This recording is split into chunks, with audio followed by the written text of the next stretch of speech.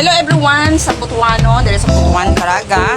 So, aniya ang para sa bridal.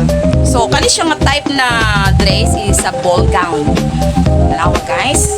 So, nindot ni siya nga pagka ball gown kasi na siya flowers sa loob. So, nakikita mo na grande siya kapag klase. Tapos, yung personality ang sumusuot dito, yung kaya nang sumusuot na hanggang makita yung naka-tube. So, may confident siya masusuot. So, ang size nito sa mga bridal, kaya siya makasuot ng yung regular na katawan hanggang medyo, yung medyo chubby-chubby. Kasi meron tayong adjustment sa likod. Tingnan natin sa likod. Ayan. Ayan.